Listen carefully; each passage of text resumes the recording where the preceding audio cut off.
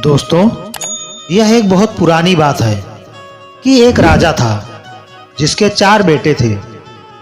उसने उनको कह रखा था कि वह दिन रात उसके राज्य में पहरा दें और देखें कि उसके राज्य में कोई दुखी तो नहीं है, किसी को किसी चीज की जरूरत तो नहीं है। एक सुबह की बात है कि सबसे बड़े राजकुमार को पहरा देते समय एक जोगी मिल गया। वह जोगी एक तालाब के किनारे बैठा हुआ था और उसके पास 4 घोड़े घास चर रहे थे।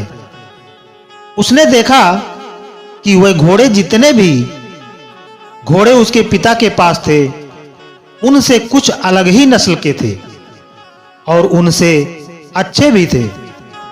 सो वह जोगी के पास गया और उससे पूछा, ओ जोगी, तुम कौन हो और तुम यहां कब आए? तुम्हें यहां क्या चाहिए? जोगी बोला, मुझे तुम चाहिए।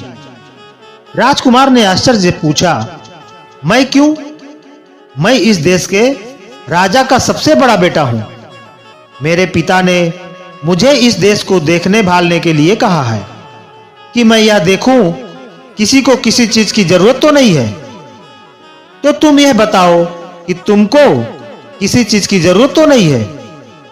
जोगी ने फिर वही जवाब दिया, मुझे केवल तुम चाहिए और कुछ नहीं। पर अगर तुम्हें कुछ चाहिए तो तुम मुझे बताओ, मैं तुम्हारे लिए वह ला दूंगा। राजकुमार बोला, ओ जोगी, मैं तुम्हारे इन बढ़िया घोड़ों में से एक घोड़े पर सवारी करना चाहता हूं। जोगी बोला, ठीक है, तुम अपनी सवारी के लिए कोई सा एक घोड़ा ले लो, पर ध्यान रखना कि शाम होने से पहले इसे यहां वापस ले आना। जब तुम यहां आओगे तो मैं उम्मीद करता हूं कि मैं तुम्हारी दिन भर की सवारी के बारे में तुम्हारे कुछ अनुभव जरूर सुनूंगा। राजकुमार ने एक घोड़ा चुना और उस पर सवार होकर चल दिया। जैसे ही राजकुमार उस घोड़े पर चढ़ा तो उस घोड़े ने बहुत तेजी से भागना शुरू कर दिया और वह एक जंगल की तरफ जा रहा था। वह एक सब्जी के बगीचे के पास जाकर रुक गया। उस बगीचे के चारों तरफ ऐसी बाड़ लगी थी कि उसके अंदर कोई नहीं घुस सकता था। राजकुमार जंगल की तरफ कुछ दूर और गया और फिर वहां से लौटने लगा। जब वह वापस लौट रहा था तो उसने देखा कि उस सब्जी के बगीचे के बाड़े में लगे सारे डंडे हंसिया बन गए हैं और बगीचे में से सब्जियां काट रहे हैं। यह देखकर उसे आश्चर्य तो बहुत हुआ, पर उसकी वजह उसकी समझ में नहीं आई कि ऐसा कैसे हुआ। वह वहां से चलकर जोगी के पास आ गया। जोगी ने उससे पूछा कि उसकी घोड़े की सवारी कैसी रही, उसने रास्ते में क्या कुछ देखा। राजकुमार बोला, मैंने एक बगीचा देखा जिसके चारों तरफ एक ऐसी बाड़ लगी हुई थी जिसमें से अंदर जाना नामुमकिन था। मैं उससे थोड़ा और आगे चला गया। फिर जब मैं वापस लौटकर आया तो देखा कि उसी बाड़ के डंडे हंसिया बने, यानी हंसिया बनकर उस बगीचे में से सब्जी काट रहे हैं। जोगी ने पूछा, जानते हो इसका क्या मतलब है? राजकुमार बोला, नहीं, मैं तो नहीं जानता। जोगी बोला, नहीं जानते? और तुम्हारे पिता ने तुमको इस राज्य की देखभाल करने के लिए कहा है। जाओ, तुम पत्थर के हो जाओ। जोगी की यह कहते ही राजकुमार पत्थर का हो गया। अगली सुबह राजा का दूसरा बेटा शहर की देखभाल के लिए निकला। वह भी उसी जोगी के पास पहुंच गया। उसने भी जोगी के बढ़िया घोड़े देखे तो वह भी उन बढ़िया घोड़ों को देखकर बहुत खुश हो गया। वह भी जोगी के पास रुका और उससे पूछा कि वह कौन है और वहां कहां से आया है। जोगी बोला, मैं यहां इस देश में कुछ दिनों से घूम रहा हूं। ये चारों घोड़े मेरे हैं। क्या तुम इनमें से किसी एक घोड़े की सवारी करना चाहोगे?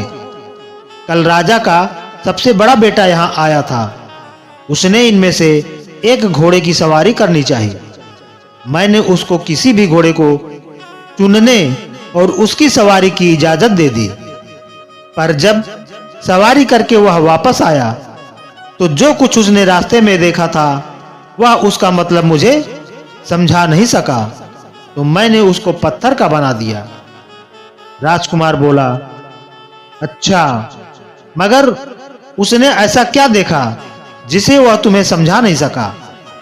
तब जोगी ने उसे बताया कि उसने क्या देखा था और यह वादा किया कि अगर वह इस बात को उसे समझा सका कि वह डंडे हंसियों में क्यों बदल गए थे, तो वह उसके भाई को जिंदा कर देगा। राजकुमार बोला, जोगी, तुमने तो यह बहुत ही मुश्किल सवाल पूछ लिया। जब मैंने उसे देखा ही नहीं जिसके बारे में तुम मुझसे पूछ रहे हो, तो मैं उसे तुम्हें कैसे समझा सकता हूं? हाँ, अगर मैं तुम्हारा एक सुंदर घोड़ा ले जाऊं और उसे दिखाऊं तो शायद मैं तुम्हें समझा सकूं। जोगी ने उसको इजाजत दे दी और वह एक घोड़ा लेकर वहां से चला गया। वह घोड़ा भी उसको एक जंगल की तरफ लेकर चला। वहां जाकर उसने देखा कि नई पैदा हुई बछिया अपनी मां को दूध पिला रही है। वह बहुत देर तक इस अजीब दृश्य को देखता रहा और फिर जोगी के पास लौट आया। जोगी ने पूछा, तुमने रास्ते में क्या देखा? तब राजकुमार ने उसे बताया कि उसने देखा कि नई पैदा हुई बच्चिया अपनी मां को दूध पिला रही थी। जोगी ने उससे भी पूछा, क्या तुम बता सकते हो कि इसका क्या मतलब हुआ? राजकुमार बोला, मैं नहीं जानता। जोगी बोला, क्या तुम नहीं जानते? राजकुमार उसके इस सवाल का जवाब नहीं दे पाया, क्योंकि इससे पहले ही वह पत्थर का बन चुका था। तीसरी सुबह तीसरा राजकुमार शहर की देखभाल के लिए निकला और वह भी जोगी के पास आया। उसने भी उसके घोड़े देखे। वह भी उसके घोड़े देखकर आश्चर्यचकित रह गया। उसने उससे पूछा कि वह कौन था और उसको इतने सुंदर घोड़े कहां से मिले। उसके इन सवालों पर ध्यान न देते हुए जोगी ने उससे उसके पास बैठ जाने के लिए कहा। बातों बातों में उसने पता चला कि यह भी राजकुमार था और अपने दो बड़े भाइयों की खोज में निकला था। उसने उसको बता दिया कि उसके दोनों बड़े भाइयों के साथ क्या हुआ। फिर उसने बाद में उससे भी यह भी कहा कि वह उसके दोनों भाइयों को जिंदा कर देगा अगर वह यह बता दे बाड़े के डंडे हंसियों में क्यों बदल गए थे और नई पैदा हुई बच्चिया अपनी मां को दूध क्यों पिला रही थी। फिर उसने बाद में उससे यह भी कहा कि वह उसके दोनों भाइयों को जिंदा कर देगा अगर वह यह बता दे कि बाड़े के डंडे हंसियों में क्यों बदल गए थे और नई पैदा हुई बच्चिया अपनी मां को दूध क्यों पिला रही थी। राजकुमार बोला, बहुत बहुत धन्यवाद। अगर आप मुझे अपना एक घोड़ा दे दें तो मैं इन अजीब चीजों को देखकर आ सकता हूं और तब शायद आपको समझा सकूं। जोगी बोला, हाँ हाँ, क्यों नहीं। तुम इनमें से कोई सा घोड़ा ले लो, मगर ध्यान रखना कि शाम होने से पहले ही यहां वापस आ जाना। राजकुमार ने उन घोड़ों में से एक घोड़ा लिया और उस पर सवार होकर चल दिया। वह घोड़ा भी उसको जंगल की तरफ ले गया, जहां उसने देखा कि एक आदमी अपनी पीठ पर लकड़ियां लादे लिए जा रहा है। वह केवल उन्हीं लकड़ियों से संतुष्ट नहीं है जो उसने इकट्ठी कर ली हैं, बल्कि वह रास्ते में पड़ी और भी लकड़ियां उठाता जा रहा है। राजकुमार ने सोचा, इसका क्या मतलब हो सकता है। जब मैं जोगी के पास पहुंचूंगा तो मैं जोगी को इसका क्या मतलब बताऊंगा। अफसोस, यह राजकुमार भी इस दृश्य का मतलब समझाने में नाकामयाब रहा और जोगी ने इसको भी पत्थर में बदल दिया। अगली सुबह राजा का चौथा और आखिरी बेटा शहर की देखभाल के लिए और अपने भाइयों को ढूंढने के लिए निकला, तो वह भी जोगी के पास आ निकला। जोगी के पास आ पहुंचा। उसने जोगी को प्रणाम किया और उससे पूछा कि क्या उसने उसके तीनों भाइयों को देखा है। जोगी बोला, हाँ देखा है। कहकर उसने एक तरफ इशारा करते हुए उससे कहा कि देखो तुम्हारे तीनों भाई एक खड़े हैं, मैंने ही उनको पत्थरों में बदल दिया है, क्योंकि उन्होंने पास के जंगल में जो कुछ देखा था वह उनको मुझे समझा नहीं सके, पर मैं उनको जिंदा कर सकता हूं अगर तुम मुझे उन सब का मतलब समझा दो तो। इसके बाद उसने उन राजकुमारों द्वारा देखे हुए तीनों दृश्य उसको बता दिए। राजकुमार बोला, अगर आप मुझे अपना एक घोड़ा सवारी के लिए दें तो शायद मैं उनका मतलब बता सकूं।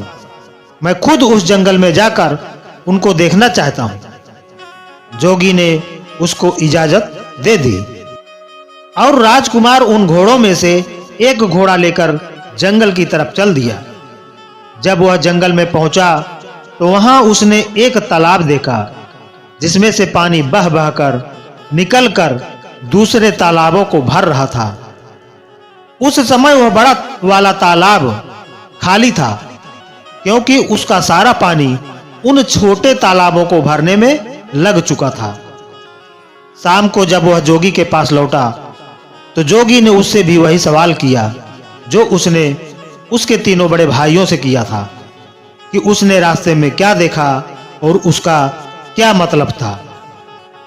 यह राजकुमार भी जोगी के इस सवाल का जवाब देने में नाकामयाब रहा, सो जोगी ने इसको भी पत्थर में बदल दिया। जब राजा को पता चला कि कई दिनों से उसके चारों बेटों में से किसी का भी कोई पता नहीं है, तो उसको शक हुआ कि उसके बेटों पर जरूर ही कोई मुसीबत आ पड़ी है। अब वह खुद उनको ढूंढने के लिए निकल पड़ा।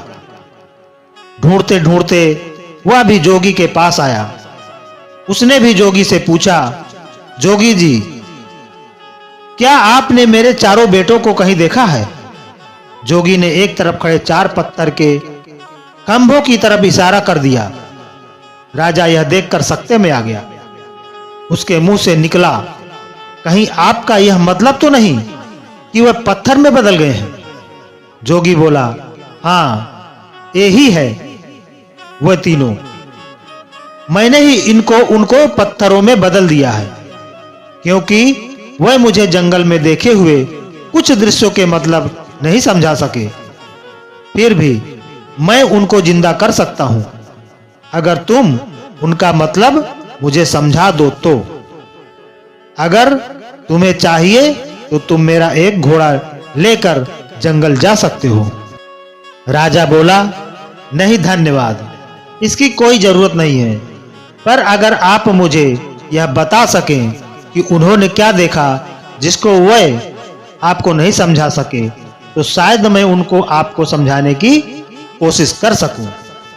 तब जोगी बोला, राजन, तुम्हारे सबसे बड़े बेटे ने जंगल में एक सब्जी का बगीचा देखा जिसके चारों तरफ ऐसी बाड़ लगी थी जिसको पार करके उसके अंदर जाना नामुमकिन था।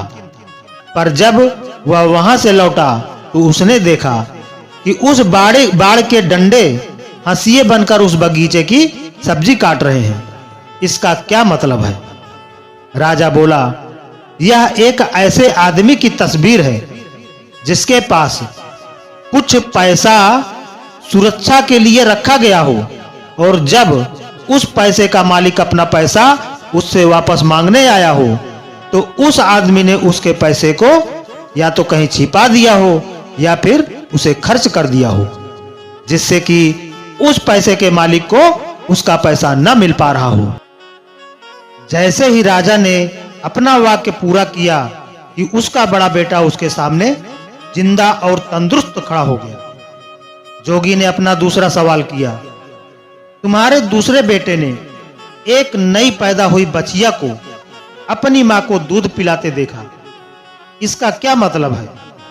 राजा बोला, बड़ी अजीब सी बात है कि उसको यह देखकर किसी एक ऐसी स्त्री की याद नहीं आई जो अपनी बेटी की कमाई पर जिंदा रहती हो। राजा की यह कहते ही उसका दूसरा बेटा भी जिंदा होकर उसके सामने आ खड़ा हुआ।